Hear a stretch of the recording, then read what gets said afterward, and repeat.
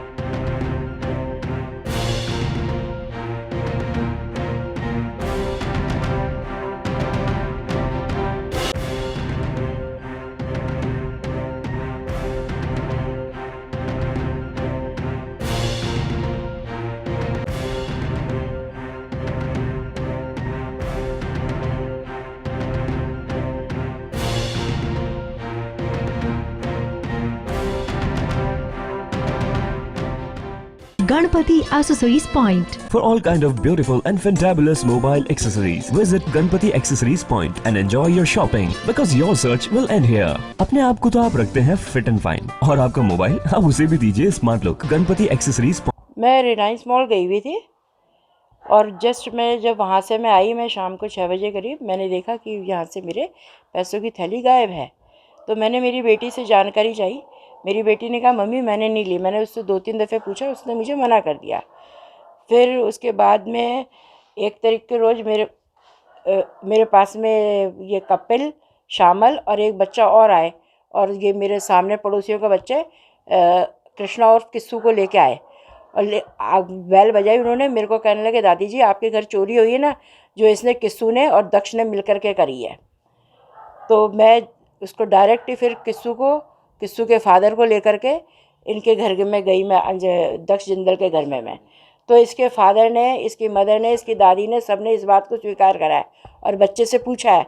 फिर मैंने कहा कि भाई जब तुम्हें ये जानकारी पड़ गई तो तुमने ये बात मतलब पुलिस में क्यों नहीं तुमने दी तुमने? तो बोला कि हमने उस पैसों को दुकान में ले जाके रख रखा है। इसके फादर ने मुझे कहा मैंने इस पैसे को दुकान में ले जाके रख रखा है और मेरे को तो इसने 16,000 रुपये ही दिए हैं ला करके। आप चाहो तो अभी चल करके मैं आपको दे सकता हूँ, लेकिन मैंने उसको लेने से मना कर दिया। फिर सुबह इसकी बुआ अन्नू, फूफा कमल, इसके पिता राजेंद्र जिंदल, इसकी मदर सुनीता, अंश जिंदल और बुआ का लड़का नन्नू दक्ष जिंदल को लेकर के मेरे पास में आए सुबह 6 बजे। आके कहते हैं कि ना मतलब ये तो हमें कुछ बता नहीं रहा है। तो मैंने उससे पूछा, उसने साफ मतलब ये उसके मदर फादर तो बिल्कुल उसको बच्चे को पूछ रहे थे कि भाई पैसा कहाँ पर है, अभी तो बता दे तू। फिर कहने लगे कि ना आप पुलिस में मत जाना, नहीं तो मैं आत्महत्या कर लूँगा भाभी जी मैं। इसके मदर ने, फादर ने मेरे से पैर पकड़ के मेरे से माफ़ी मांगी और कहने लगे कि आप पुलिस में मत जाना, आप हमें 12 बजे तक का समय दो। अगर ये 12 बजे तक बजाता है तो ठीक है, नहीं तो फिर जब मैं इससे नहीं बताया मैं सीधा मैंने अलवरगढ़ थाने गई। वहाँ मैं सुभाष जी से मैं मिली। मैंने कहा भाई ये मेरे घर से इससे चोरी हुई है।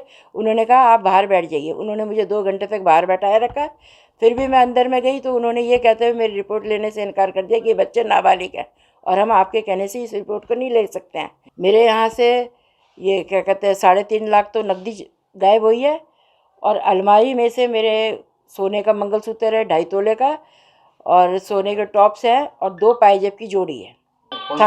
अलवरगढ़ थाने में गई मैं, जिसमें मेरी शिकायत पर सुभाष जी ने इनको नाबालिग बताते हुए शिकायत पर कार्रवाई करने से पहले इनकार कर दिया।